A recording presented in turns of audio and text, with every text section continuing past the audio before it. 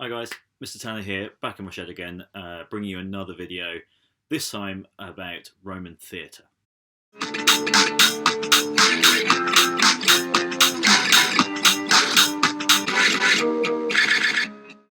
Roman theatre didn't start in the city of Rome itself. Roman theatres were first built in the southern part of Italy, where the cities had closer contact with the Greeks. Pompeii was one of these places. Southern Italy, you may or may not know, was a Greek colony, or made up of lots of Greek colonies, little Greek city-states founded by Greek migrants, long before it was part of the Roman Empire. Greeks have been putting on theatrical shows since the 5th century BC, when Rome itself was just a city, a very small kingdom or a very small republic. Rome, the city itself, its first major stone theatre was built in the middle of the 1st century BC, significantly later than those found in the provinces. As part of our GCSE course then, we've got to study the large theatre at Pompeii, and this is a very early example of one of these Roman theatres. It's built into a natural hillside in the 2nd century BC. That's not common for Roman theatres. Most Roman theatres later on were freestanding structures, like the Theatre of Pompey, not Pompeii, which was built in Rome around about 55 BC. The Theatre of Pompeii, the large theatre, sat about 5,000 people, and it's one of the original permanent stone theatres to stand in the Roman Empire. It's built in the Greek style. It's got tiered seating extending from an orchestra. The cavea, audience seating area, is divided into 3 sections in the large theatre at Pompeii. The lowest section, the imma was reserved for senators and magistrates and other important people. You might remember Nivelea Tyche, her husband was awarded a bisellium, a double width seat at this theatre. The middle section, the media cavea, sat the middle class, and the topmost, the furthest back, the summa cavea, was reserved for plebeians, ordinary people. The tiering of the seats on the imma cavea was wider and not as steep as it was in the other bits, to make it more spacious and comfortable for the higher class. It's Rome emphasising the class divide again. The seats are made out of marble towards the front, and then ordinary stone as you go further back through the theatre. The substructure, the underpinning, as I say, is essentially a hillside, but then there are also areas which have kind of storage space underneath it as well. The area under the stage was also used as storage space. Another prescribed source that we have comes from within this theatre. It's the inscription by the benefactors of the theatre, and there's 2 versions of the inscription. It's found prominently in the area of the stage, and it comes from about the 1st century BC, so 100 years after the theatre was built. Marcus Holcanius Rufus and Marcus Holcanius Keller built at their own expense the crypt, boxes and theatre seating. So the crypt is the hollowed out area in which stuff is stored. Boxes, as in theatre boxes nowadays, are for important people at either side of the stage, and then the theatre seating we've already talked about. This inscription was over 6 metres long. In fact, both versions of the inscription were over 6 metres long, so it's not exactly subtle. The 2 Holconii here, if they had different first names, if they had different praenomina, I would think that these guys were potentially brothers. The fact that they've got 2 different cognomina, that's the 3rd name, suggests that actually maybe these guys were both freedmen belonging to Marcus Holcanius. Either way, they're clearly pretty wealthy because they're sponsoring these renovations. The inscription's so big, basically, as kind of personal publicity, and that's the same reason as why they would want to finance the theatre as well. It's, you know, in the same way as people sponsoring gladiatorial shows. You sponsor a theatrical performance or you sponsor theatrical reconstruction and building projects to get your name in lights. They're there trying to gain publicity like a sponsor for a modern sporting event.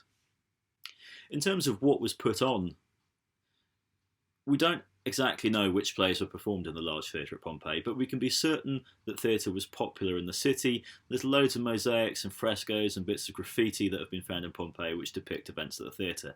The Romans were inspired by the Greeks, so tragedy and comedy were featured on the Roman stage. However, Roman tragedy had become pretty unpopular by the 1st century BC, and we haven't really got much of it surviving. In terms of comedy, there's two great writers of Roman comedy, Plautus and Terence. They wrote in the first half of the 2nd century BC, and they based their work on earlier Greek comedies like those written by Menander. That's what's called new comedy in Greek. It's very formulaic. It's very it's quite sitcom-ish. It's like a modern sitcom involving everyday social situations and behaviour. So love affairs, confusions of identity, conflicts between fathers and sons, clever slaves who outwit their masters. Very basic, silly stuff. They use a set of stock characters who all have similar characteristics.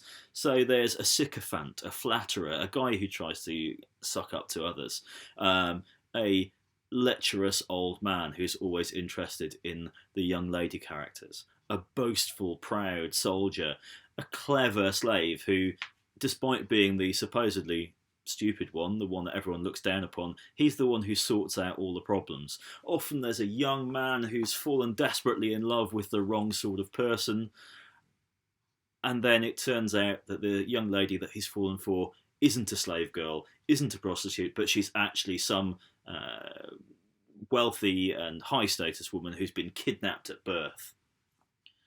Anyway, these comedies are performed in the Greek style. All the actors were male, and all the female parts were played by men. Often actors would specialise in playing female roles and were well known for their skill in imitating female voices. Costumes were in the Greek style. Men wore a tunic and a cloak, while female characters had a dress and a cloak.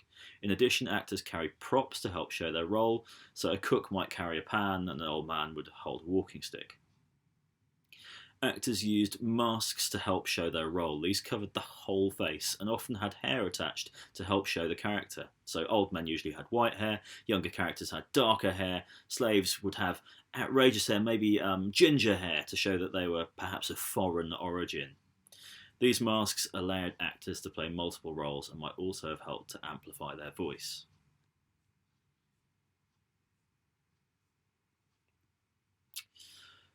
By the 1st century AD, both tragedy and comedy had been overtaken by mime and pantomime.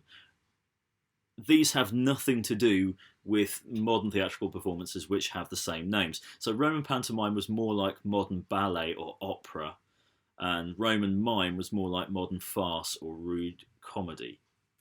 So it's not pantomime in the modern sense, or maybe Roman mime was more like modern day pantomime. Mime literally comes from the Greek word to copy, and pantomime means copying everything, so it's one actor doing all the roles. Both pantomime and mime could be performed in a theatre, but also in public spaces or private performances. Mime originated in Greece and was kind of a variety show involving acrobatics, song and dance, jokes and magic tricks. Often the subject matter was obscene, with the emphasis on sex, but also parodies of town and city life, or perhaps political satire.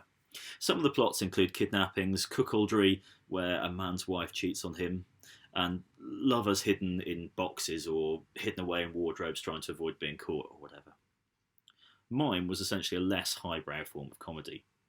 Pantomime was a little bit lighter. It was a lighter form of tragedy. It used one actor who didn't speak, and perhaps there was music accompanying him. Maybe like a silent movie from the 1920s. He had to perform all the parts of this one actor, young and old, male and female, changing masks and costumes as he went, and often he would perform scenes from a Greek tragedy, and the evidence shows us that pantomime was popular in Rome, and good pantomime actors had a huge fan base. It's worth being aware, in general, about actors. They're of very low social status, and they're deemed infames, which means that they have fewer rights under Roman law. We've seen this with gladiators and charioteers previously. Some Roman actors were very popular with many fans, just like the gladiators and the charioteers. One actor in Pompeii, called Paris, had so much graffiti dedicated to him. He gets called the Pearl of the Stage. Actors were usually slaves from the lower classes. They competed in troupes, and prizes were awarded to the best actor or group of actors. Some audiences could be very supportive, like learning songs from the shows and singing them off by heart, whilst other audiences would hiss and boo actors who made errors. Often people would misbehave in the theatre by arriving late, making a big entrance, bringing crying babies. Generally not the kind of behaviour that you would want at a theatrical performance. Imagine all those people who annoy you in the cinema. Let me just give you a little quote from a prologue, an introduction to a play called Hecaira by Terence. Terence says, "Once again I bring you the mother-in-law play. I've never been allowed to actually present this play in silence. It's always been overwhelmed by disasters from the audience. The first time I began to act, there was a rumour that some famous boxers and perhaps a tightrope walker too were arriving. Friends started talking to one another and the women were shouting. I had to make a hasty exit. Well, I tried again and everyone enjoyed the opening, but then someone said there were gladiators on the programme and people started flooding in. There was rioting and fighting for seats and an almighty racket. That was the end of my little performance again." So you get the idea that audiences were not massively well behaved in the theatre.